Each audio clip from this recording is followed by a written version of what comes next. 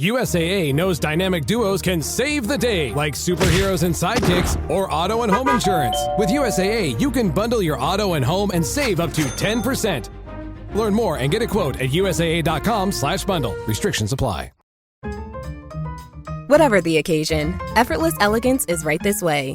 Because Hilton brings you new ways to stay courtesy of the Nomad London. And it doesn't stop at award-winning dining in a space draped in velvet and illuminated by vintage chandeliers.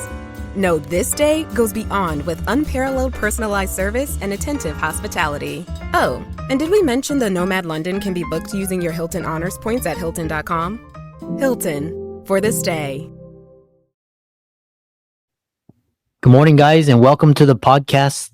And I'm delighted about today's guest. She is a content creator. She's a photographer, and she's the founder of Studio 13. And that's going to be a great conversation around the business of photography, social media, content creation, and happy to have her on. Leslie, welcome. Thank you so much. It's a pleasure to be here. Yeah. Briefly introduce yourself and we'll dive into the questions. Sure. I'm Lesle Lane. Studio 13 is a third generation commercial photography business here in Indianapolis, Indiana. We serve local, regional, and national accounts, big companies, small companies, and we do our best to help our clients relate to their audience, their brand through photography, mainly still photography, some drone work, and a little bit of video as well. Yeah, really interesting. And so the clients that come to you, are they obviously for photographs, but is it for events, weddings, special occasions? Is it for business or profiles? Who comes to you? Yeah, we only work in the corporate space. So we're not dealing with regular people for family portraits or weddings or anything like that. So we're just a B2B company, and we do cover corporate events, and we do that both through video and through stills. And then we come alongside when someone's going through a rebrand or they're doing a new website to get the still photography to back up that message. Interesting. And obviously, photography has undergone a lot of changes in your third generation. Talk about the adaptations and the adjustments that you had to make with technology, changing trends to stay in business. It was very tough. I'm not going to sugarcoat it, especially since your show is about the financial independence. I came into the business in 1995, and I was the generation that made the transition from film to digital. It was not really by choice because I had a client that was so large that they dictated it to me. And the first digital camera was $209,000. So it was a substantial investment compared to what we're doing now. But being that I got into it so early and made the transition quickly, I think it set me apart until the recession of 08, 09, and 2010. And that was the transition from large digital cameras to handhelds. And so through my career, I've seen these huge disruptors, and not only in the economy, but in the industry. And now you throw into it the whole AI situation. And so I really feel like that the difficulties that I went through early in my career are making it so that I am more prepared and ready to embrace the changes that AI is going to bring in the industry. Yeah. Yeah. And I wanted to ask you the correlation with AI and photography, and talk about just the threats to commercial photographers and how you view AI, how are you using it, how are you planning to partner up with it to stay relevant? Sure. It is such a hot topic right now. I must talk about it on at least a daily basis, sometimes multiple times a day, because some people in the industry, I try to mentor young photographers as much as possible. They're worried, are we going to be replaced? What's going on? And what I do, where I'm dealing with large corporations, some of them selling products, the retailers are actually pushing back against the AI. If they see packaging that has an artificially created image on it, they send it back to the manufacturer and tell them to take still pictures of it. They won't accept it. I don't know how long that's going to last. I'm also seeing people, so I serve a lot of financial advisors and doctors and lawyers, people that their image really matters. And so they're really pushing back that this transparency in advertising is so crucial to them connecting with their clients. And they're not wanting artificially created images. And they're even pushing back on the editing, where 10 years ago, everybody wanted a filter to look as young as possible. Now they're backing off of that they need to be more authentic with their audience. So how am I using it? I'm using it to speed up my editing process. I'm using it to make my editing better. Things that we didn't used to be able to do, we now can do. And I'm also using it to make sure that my clients' needs are better met. So will that change in the future? Probably. Everything changes. When the first digital camera became a handheld, business declined because people could shoot it themselves. And then eventually it came back when people realized they're not photographers. And so now we're dealing with AI. The pendulum will go the other way and it will probably back off again. So just riding out those changes in the industry like I always have. Yeah. Another question is, now that the AI can generate almost real images, how is the role of photographer going to change? Obviously, in the past, it was like you took a photo and you had to go develop it. You had to take it to the store, and now it's like all digital. And now it's like AI can create it. So, how do you see yourself as a photographer evolving and changing? Yeah. So first of all, the AI created images in a corporate standpoint. I'm not talking about the fun ones where you see somebody that's made themselves stand in front of the Eiffel Tower where they're not in the Eiffel Tower. But it really hasn't been able to create real and like really look like it's a real image yet. And so from that standpoint, it hasn't changed what we do. But from another standpoint, due to the fact that AI is coming and it's getting harder and harder for people to make a living in photography, to be financially independent and support their family, there are less of me out in the market. And so I have been able to scale my business just by helping my clients solve some of their problems of finding a photographer and vetting those photographers and just working to become a relationship-driven business and a business that finds a need in a company and solves the problem of, I have to get this done and I can't figure out how to do it. So it's all working together. AI is something that I will have to keep my eye on. I will have to keep my thumb on and continue to grow with it. You can't fight it. You got to join it. This is one you can't fight. But right now I'm seeing more in this. How can I help my clients solve their problems, both from a photographic and a marketing and a manpower situation? Because I'm seeing corporations are asking more out of their employees with less resources. And so corporate marketing people need more help to achieve their goals. And that's where I come in. Interesting. Yeah, I was just because I loved your allusion to partnering with AI and you can't really choose. And I know a lot of, for example, software engineers are under attack and a lot of, for example, doctors, pathology, radiology. And now I was talking with another colleague and he was saying that he's basically going to create a bunch of AI agents to do, and he will oversee the work that he used to do. So basically he's because you always need a human in some sort of role. Your area of like relationships, and how do you view scalability, or are you just happy with your business right now? Because some people, they're always talking about scaling and growing. How do you envision yourself scaling and growing with all of these competitive pressures around you? I'm out all the time. I am between the podcasting and the networking and using AI to help me generate leads and things like that. Most photographers hate the business of photography. They just want to take pictures and they don't want to do the editing on time, the invoicing, the quoting, all that stuff.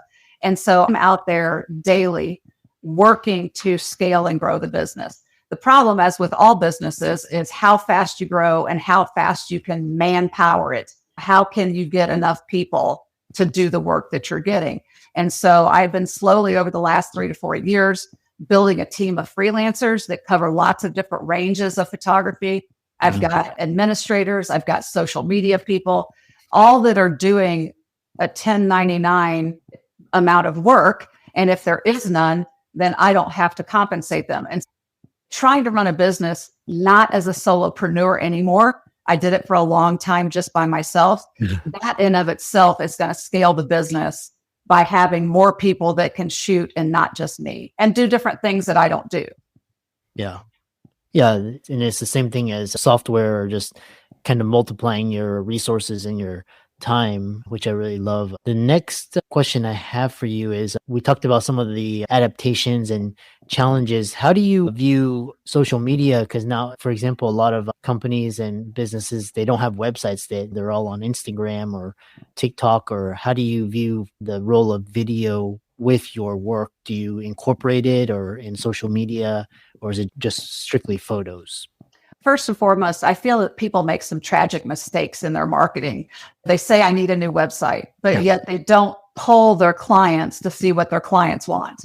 And I feel that's one of the greatest components of any type of marketing, is to actually ask your clients what they need from your website, and then ask your clients where they buy your services. So if your clients are all on TikTok and you're not, you're missing the boat. And so on that platform, you obviously need a lot of video, short videos, 14, 15 seconds tops. If your clients are buying from Instagram, you need to mix it up, stills and video. If your clients are on Facebook, probably more stills and less video. And so you've got to figure out where they are, go to them and meet them where they are. So I feel like the stills and videos that go hand in hand, but a lot of it depends on what your clients need. And are you asking them those questions to find out? And so that's what we try to do. And we try to, if they need light video, I don't do big video productions by any means. We normally add it as a complimentary service to something else.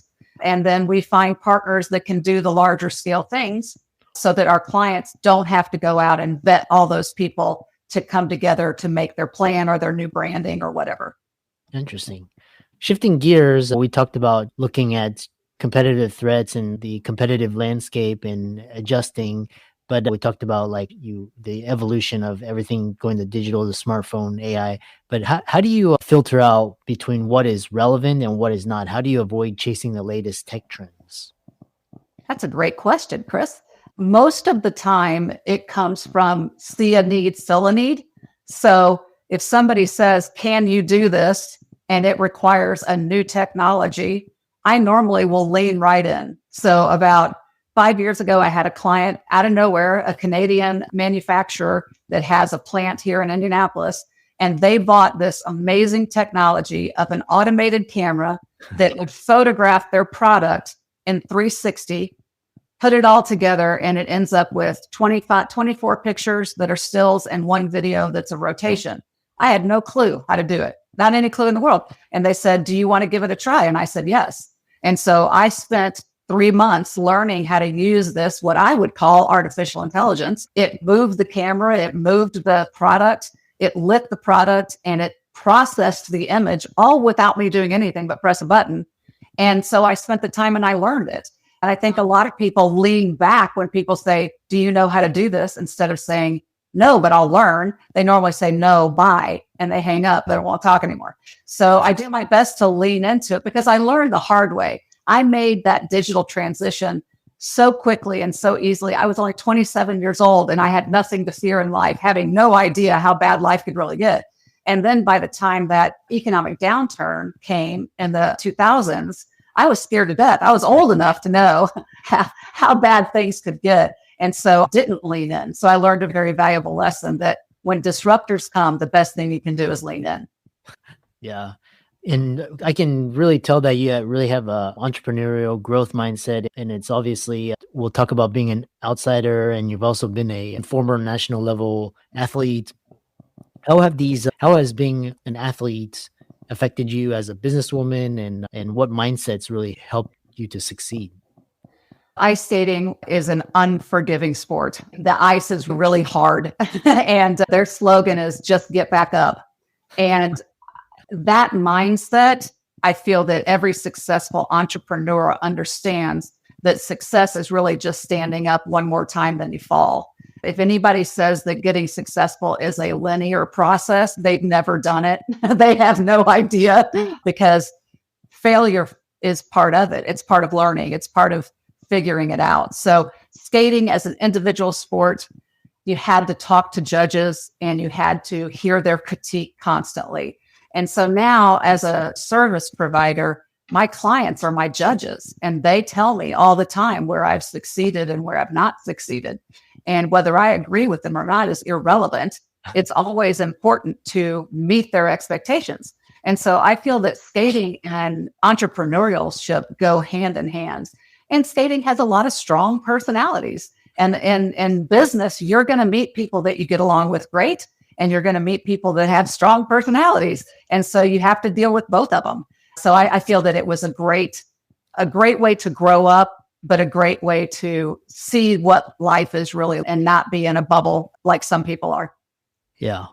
And then we know I always embrace this outsider's mentality, and you also have this underdog outsider. How do these positions or perspectives help you succeed in a field that sometimes you may be the sore thumb sticking out or just being different? Yeah, there's a lot of times when I was growing up that I was the only woman in the room. And some of that has changed, and certainly more women are coming into commercial photography.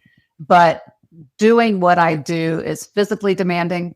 It requires working more than 40 hours a week. And as I have aged and photography has changed, people sometimes minimize what I do. You're just a photographer. I hear that with some regularity. Or my other favorite one is, you sure do have a good camera. Yeah, that's exactly what makes these great pictures, is a great camera.